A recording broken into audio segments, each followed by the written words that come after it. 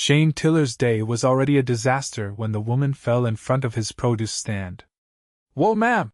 he shouted, dropping the crate of apples he was stacking. She hit the ground hard, her knee smacking against the pavement, her sunglasses flying off. Shane rushed over, scooping up her elbow gently, his hands already moving to check her leg. "I'm fine," she muttered quickly, brushing her dark hair back and trying to sit up. "You're not," he said, already pulling a clean cloth from his back pocket and checking the scrape on her knee. "Don't move, your ankle's swelling." She looked dazed, breathing hard. Her tailored pants were torn at the knee and she winced when she tried putting weight on her foot. "Did you hit your head?" he asked, narrowing his eyes. "No. Just my pride." Shane let out a breath and gave her a half grin. "That's fixable." He helped her sit against the side of the stand, reaching into his cooler for a bottle of water. "Here. Drink this." She took it reluctantly, her brows furrowed. "You're not a doctor, are you?" "Nope. Just a dad who's cleaned up a lot of scraped knees." "Hold on, let me grab my med kit." He dashed to his truck parked behind the market stall. His 6-year-old daughter, Riley, peeked her head out the window. "Daddy? What happened?" "Just helping someone, sweetie. Stay in your seat." He came back with a small box and kneeled beside the woman. She watched him quietly. Her gaze held something: curiosity? Suspicion? He cleaned the scrape carefully, wrapping it before gently pressing around her ankle. "No break, but it's gonna bruise. You really shouldn't walk on it." "I have a meeting," she mumbled, clearly distracted. "Not today, you don't." He stood up and offered his hand. "Come on. My truck's right there. I'll take you to urgent care." She hesitated. "You don't even know me. You fell in front of my stall. That makes you my responsibility. Shane, by the way. Shane Tiller." A pause. Then her hand slid into his. "Jessa. Jessa Rowan." The name didn't ring any bells. She looked polished, even with dirt on her slacks. Expensive watch, phone case that probably cost more than his mortgage payment. But she wasn't snobby. Just guarded. He helped her into the truck, strapping her in. Riley gave her a wide-eyed smile from the back seat. "Hi," Jessa said softly. "I'm Jessa." "I'm Riley," the little girl chirped. "You hurt?" "Just a little." Riley nodded seriously. "Daddy's good at fixing stuff." Jessa smiled again, her expression softening. At the clinic, Shane waited with her, despite her protests that she could call someone. She didn't, though. And she never took a single call, even though her phone buzzed constantly. When the doctor confirmed it was a sprain and bruising, Shane offered to drive her wherever she needed. "Hotel," she said after a slight pause. "Downtown. The Sterling." His eyebrows went up. "Fancy place?" She shrugged, trying to play it off. "Company booked it. I'm here for a few days." He helped her into the elevator and didn't ask questions. But the quiet luxury of the lobby made him feel like his worn jeans didn't belong. "I owe you," she said softly as the elevator doors opened. "No, you don't. Just stay off that ankle." She looked at him carefully for a moment, like she was trying to make a decision. Then she reached into her bag and pulled out a sleek black card. "I want to repay you." He laughed. "I run a produce stand. I don't take bribes." "It's not a bribe. It's gratitude. I've got enough gratitude from my daughter's smile." "You have a good night, Jessa." And just like that, he turned and walked away. He didn't see her staring after him. Jessa sat in her hotel suite later, her ankle propped up on a pillow, laptop open but untouched. Her assistant had left 5 voicemails. Her inbox had over 100 unread emails. And she couldn't stop thinking about the man who cleaned her wound with gentle hands and refused her money like it meant nothing. Shane Tiller. Hands rough from labor, voice warm. And a little girl who trusted him completely. He didn't know who she was. And that was kind of wonderful. For the first time in a long time, she wasn't CEO Jessa Rowan of Rowan Tech. She was just a woman who fell in front of a produce stand. And a man had looked at her like a human, not a headline. The next day, against her assistant's advice, Jessa cancelled 2 meetings. Instead, she took a cab to the market. The crowd bustled around her, but her eyes scanned for a familiar face. "There she is," a little voice called. Riley ran up to her, beaming. "You came back!" Jessa smiled. "I told you I was okay." Shane stood beside the stall, wiping his hands on a towel, eyebrows raised. "You made a fast recovery. Elevator and room service help." He chuckled, stepping closer. "You really didn't have to come back." "I wanted to." She glanced around. "You sell all this?" "Grow most of it. Some I trade for. Small farm, about 20 minutes out." She nodded, genuinely curious. "It's impressive." He looked at her like she wasn't what he expected either. "You're not." "What I thought." "What did you think?" He smiled a little. "High heels, hotel room, expensive watch. I figured you'd forget me 5 minutes after you limped away." She looked down at her sneakers. "Well, here I am. Limping back." He laughed, and for a moment, the tension between them melted into something easy. Something light. "Want a peach?" he asked, holding one out. She took it. And it tasted like sunshine. That afternoon she stayed. She sat on a crate beside Riley, learning how to sort cucumbers, listening to Shane joke with customers. When the crowd thinned, he handed her a bottle of iced tea. "Why'd you really come back?" She looked at him, honest. "Because yesterday, for the first time in months, I felt like a person. Not a title." He didn't ask what her title was. He just looked at her, like that answer was enough. And something inside her shifted. Hard. That night, Jessa lay in bed staring at the ceiling. She'd built empires. Sat at tables with billionaires. Been named one of the most powerful women in tech. But none of it made her feel like she did when Riley called her name. Or when Shane looked at her like she wasn't a brand. Just a woman. And she realized something dangerous. She wanted to see him again. Not just because he was kind. Or gentle.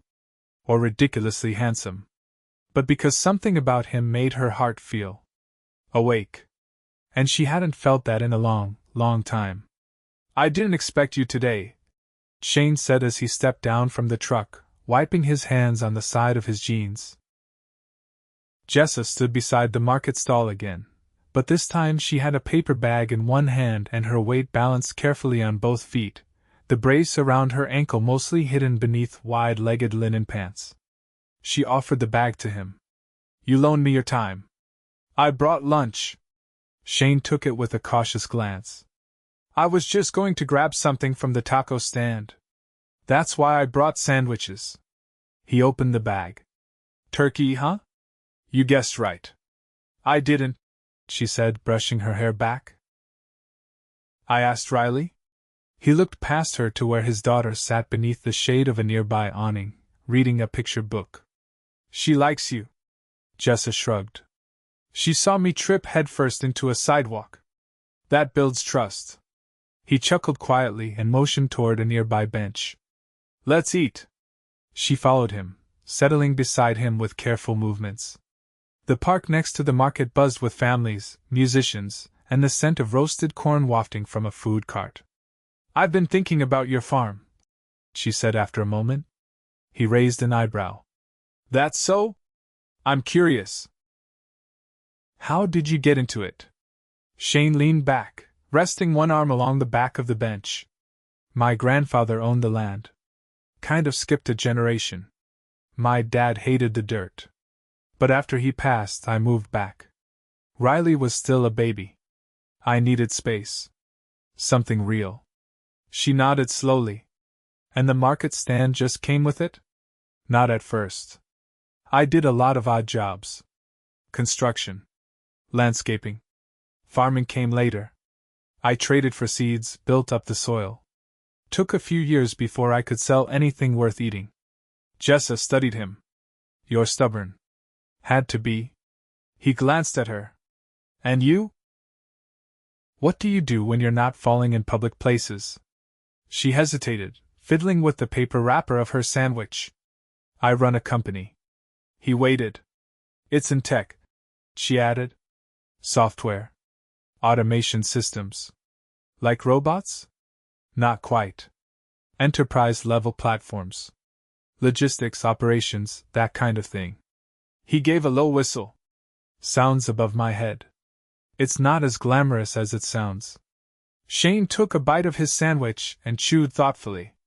But it pays well, I'm guessing. Her lips twisted faintly. Better than peaches. He laughed. There. A moment passed between them, quiet but not uncomfortable. Do people ever ask you for things because of what you do? He asked suddenly. Jessa turned toward him. Why do you ask? Just wondering. You've got that look. Like you're always waiting for someone to want something. She blinked, surprised. I've seen it before, he said. My sister's like that. She married up. Now everyone assumes she can fix their lives. Jessa looked down at her hands. I don't talk about my job much when I'm not at work. Is that why you didn't mention it before? I guess I wanted to see how long I could go without being treated like a resume. He didn't say anything for a beat, then handed her a folded napkin. You've got mustard on your cheek. She laughed a real, unguarded sound and wiped it off. Thanks. Any time. They sat in silence for a while, watching Riley chase a butterfly near the flower bed. You don't have help? Jessa asked, keeping her voice gentle. With your daughter, I mean. Sometimes a neighbor steps in. But mostly it's me. Her mom left when Riley was 2. Said she wasn't cut out for barn life. I'm sorry. Don't be.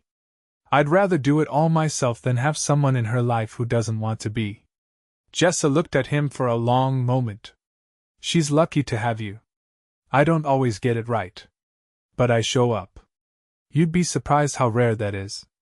The breeze picked up, scattering a few napkins. Shane caught one before it blew off the bench. You sticking around town long? He asked. I was supposed to leave tomorrow. But? I rescheduled. He gave her a sidelong glance. Any particular reason? I want to see the farm. That caught him off guard. You want a tour? I want to understand, she said. What it's like. What you've built. Shane studied her expression. He saw no mockery, no pity. Just interest. Real, clear-eyed interest. You're welcome to come by, he said. But it's not like a vineyard with a gift shop. There's mud. And goats. I can handle goats. He laughed again. I'll believe it when I see it. Jessa stood, brushing off her pants. Tomorrow? He nodded. Morning's best. I'll text you the address. I don't text. He raised an eyebrow. I'll write it down. She added. I like doing things the old-fashioned way. He watched her cross the lawn to Riley, who greeted her like an old friend. They walked back together, hand in hand. As they reached the truck, Jessa turned back. Thank you for the lunch company. Shane tipped his head. Any time, Jessa Rowan. She smiled and climbed into the cab. As he watched her drive off, a thought settled in his chest like a stone tossed in still water. She hadn't come back by accident. And maybe, just maybe, either had he. By the time Jessa stepped out of the black SUV the next morning, the sun had just begun to stretch over the treetops, casting long shadows across the gravel drive. She wore jean shorts, hiking boots, and a sleeveless white button-up tied at her waist. Her hair was pulled into a low ponytail, and for the first time in weeks, she wasn't surrounded by back-to-back meetings or endless phone calls. The air smelled like hay and honeysuckle. Shane leaned against the fence near the barn, holding a steaming travel mug and watching her with the kind of amusement usually reserved for watching someone attempt their first tractor ride. You look like you're trying to blend in, he said. I googled farm-appropriate attire. This was the least ridiculous option. He chuckled. You'll regret those boots by noon. Come on, I've got some things to check on before the heat rolls in. She followed him past the barn, where a few goats lazily wandered between fence posts, chewing without urgency. The sound of chickens scratching in the distance filled the air, along with the rhythmic creak of a windmill. Do you always start this early? She asked, stepping over a hose. Earlier, usually. Riley's still with our neighbor for the morning. Gave me a few hours to handle things without her trying to feed the tractor apples again. Jessa blinked. Is that a thing? Only if you leave her unsupervised near the orchard. He gave her a sidelong glance. You ever been on a farm before? Not unless you count the petting zoo at my cousin's 5th birthday. Then we've got work to do. He handed her a pair of gloves from the workbench by the greenhouse and led her through rows of raised beds. The soil was rich, the air thick with the scent of basil and tomato vines. She bent to inspect a row of bell peppers, carefully brushing her fingers over the leaves. You did all this? She asked. Started with a broken shovel and a lot of mistakes. Dirt taught me patience. Crops don't care how fast you want results. She straightened, brushing her hands off. My world doesn't really allow for slow growth. That why you keep looking at your watch? She froze, then slowly unclipped the device from her wrist and tucked it into her back pocket. I don't know how to be still, she admitted. You're doing fine so far. They stepped through a wooden gate into the orchard. A hawk circled far above, its cry cutting sharply through the quiet. Do you ever miss the city? She asked. Not once. He turned to her. You. I think I miss the idea of it more than the reality. I used to think I'd die if I wasn't constantly moving. And now? She looked up at the trees, their branches heavy with fruit. Now I wonder what it would feel like to stop.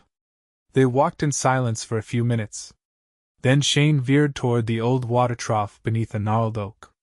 He reached inside and pulled out 2 glass bottles of lemonade, offering one to her. Made this last night. Don't expect miracles, it's not store-bought. She took a sip and blinked. That's actually really good. Don't sound so surprised. I didn't peg you for a citrus craftsman. He grinned. You'd be amazed what I can pull off with a little sugar and time. She looked away quickly, the heat rising in her cheeks catching her off guard. They sat beneath the tree, boots in the grass, bottles in hand. I used to think if I just worked hard enough, I'd finally feel like I'd earned everything I have. She said softly. And? I'm still waiting. Shane leaned back on one elbow. Let me guess. People see your name and decide they already know the story. Exactly. They don't see the nights I slept under my desk or the years I ate instant noodles trying to keep the lights on. He nodded. Success doesn't erase the climb. People just stop asking about it. She looked over at him. You ever feel like people underestimate you? Every day. But I'm not in this for anyone else's approval. I get to raise my daughter in a place where she can run barefoot and believe the world's still good. That's enough for me. Jessa watched him for a long moment. You make it sound so simple. It is. Not easy. But simple. A breeze rustled the leaves above them.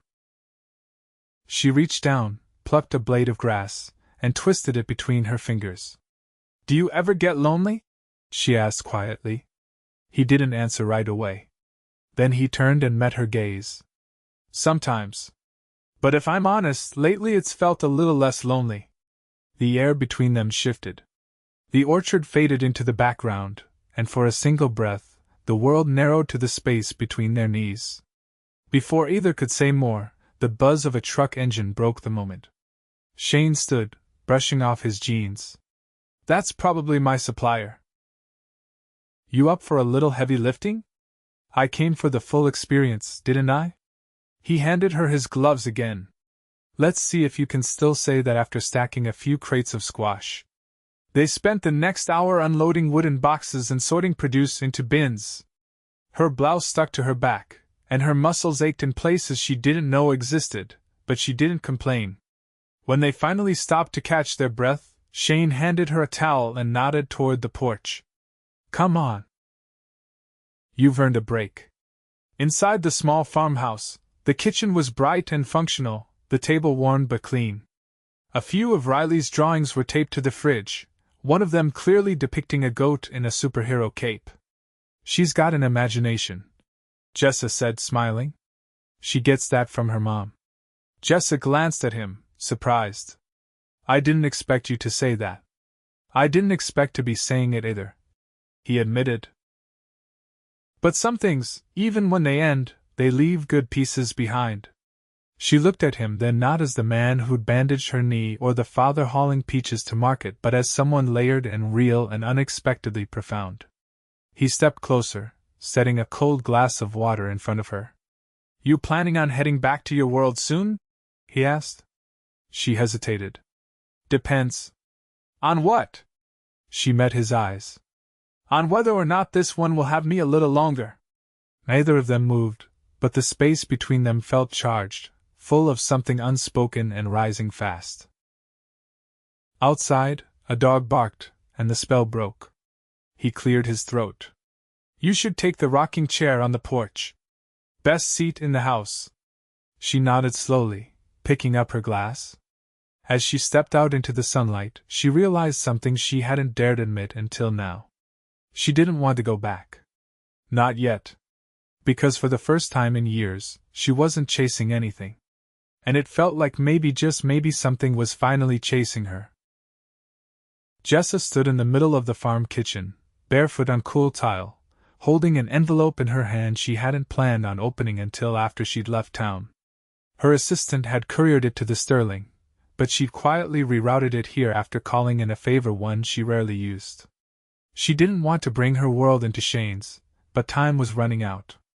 Outside, dusk painted the sky in streaks of copper and plum. The porch light flicked on as Shane stepped inside, carrying a crate of newly gathered eggs.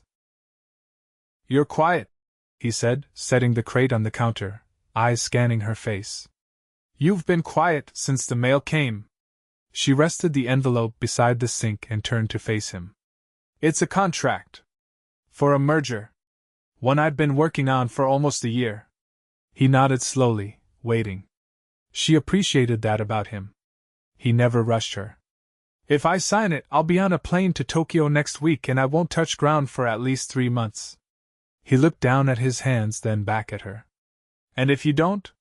She leaned against the edge of the counter, her voice low. Then I walk away from something that could double my company's valuation. But I'd be walking towards something else.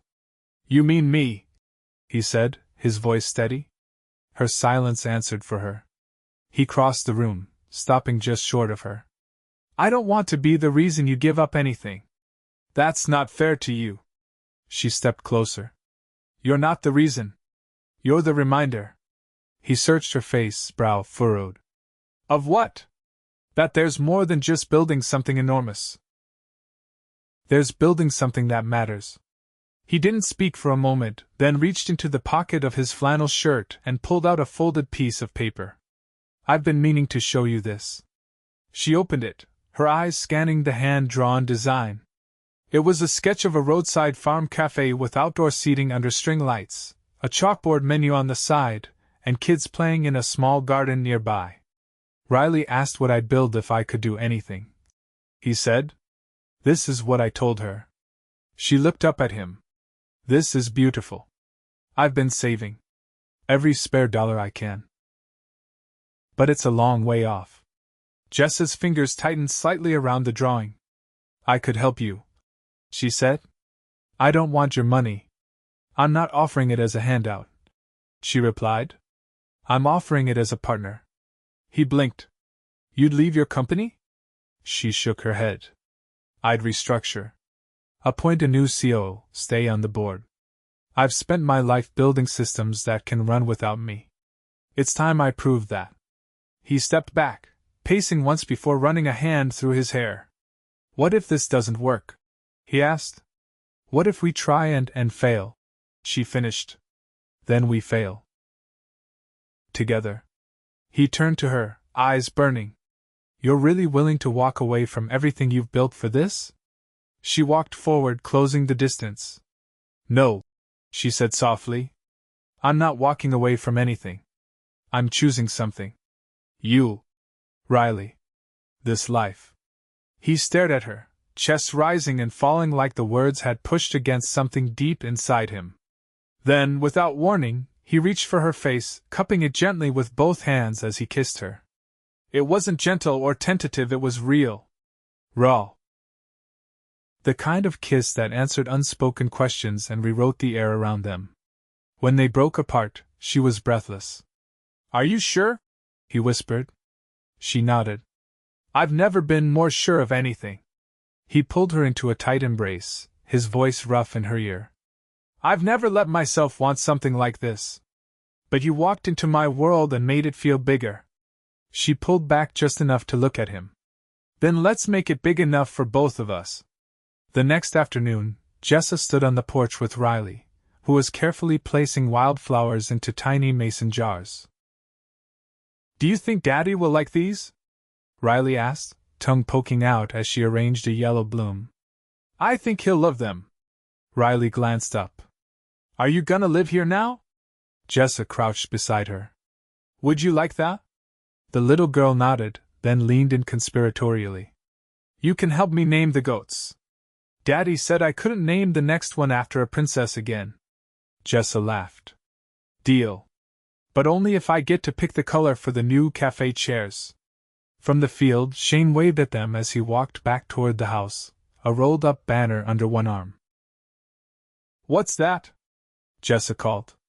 He unfurled it as he reached the porch. In large letters it read, Coming soon, Riley's Garden Cafe, homegrown. Homemade. Family-owned. She blinked, overcome. You did this already? She asked. I figured if you were serious, we'd need to act fast. This space next to the barn's perfect. The soil's good. I talked to a guy about permits this morning. And the name? He glanced at Riley, who grinned and wrapped her arms around his leg. I figured it was time we built something in her name. Something lasting. Jessa stepped forward and kissed his cheek, then his mouth, then rested her forehead against his. I'm ready, she whispered. He wrapped his arms around her waist, holding her close. Then let's build something beautiful. And they did. The cafe opened 3 months later, strung with lights and echoing with laughter. Locals filled the tables, sipping lemonade and eating peach cobbler made from the orchard's first harvest of the summer. Jessa never went to Tokyo. Instead, she sat beside Shane, barefoot on the porch, watching Riley chase butterflies across the yard. And for the first time in her life, she didn't feel like she was falling. She felt like she had finally landed exactly where she was always meant to be. The soft knock on the farmhouse door came just before sunrise. Jessa opened it, already dressed, a pencil tucked behind her ear and a clipboard in hand. She stepped aside as the contractor entered, followed by 2 workers with rolled blueprints and sample boards. Shane stood at the kitchen counter, flipping pancakes with Riley perched on a stool beside him, humming as she stirred syrup into a bowl of berries. You're early, he said without looking up. Jessa gave him a quick kiss on the cheek. They're putting in the new entrance ramp today. I want to make sure the slope is right. The last thing I need is someone's grandmother tripping on our grand opening weekend. Riley held up a berry-stained finger. I told her it should be purple. Shane glanced over. The ramp? No, the sign, Riley replied, eyes wide. Purple's better than green. Jessa turned to the contractor. You heard the boss. The man chuckled. We'll repaint it. By mid-morning, the back patio buzzed with energy. String lights were being tested, the final coats of paint drying along the cafe walls. Tables were set with hand-stitched cloths from a local artisan Jessa had sourced. Shane adjusted a post near the garden beds, checking the alignment with a level, while Jessa coordinated deliveries with a calm efficiency that contrasted the whirlwind of her past life. Shane walked over, brushing sawdust from his forearm. The local newspaper wants to do a feature. They called last night. Did you say yes? I told them to talk to you. She arched an eyebrow. You're the face of this place as much as I am. No, he said, watching Riley chase a rooster across the field. We're the heart of it. That's different. Later that afternoon, Jessa stepped into the storage shed behind the barn, looking for a missing box of menus. She found it on the top shelf, too high to reach even on tiptoes. Before she could call for help, Shane appeared in the doorway. You always disappear when something needs lifting, he said, reaching for the box. I disappear because I know you'll come find me. He set the box down and leaned against the shelf. You still think about the city? Sometimes, she admitted. But not the way I used to. It's more like a memory that stopped chasing me. He reached for her hand. You're not missing anything. Not anymore. She stepped closer. Neither are you. That evening, the three of them sat on the rooftop of the cafe, which Shane had reinforced as a terrace space for private dinners. A small table was set with candles, Riley asleep in the house with their neighbor watching her. The stars stretched above them, and the breeze carried the scent of mint from the garden below. Shane poured her a glass of wine and lifted his own. To the future. Jessa clinked her glass against his.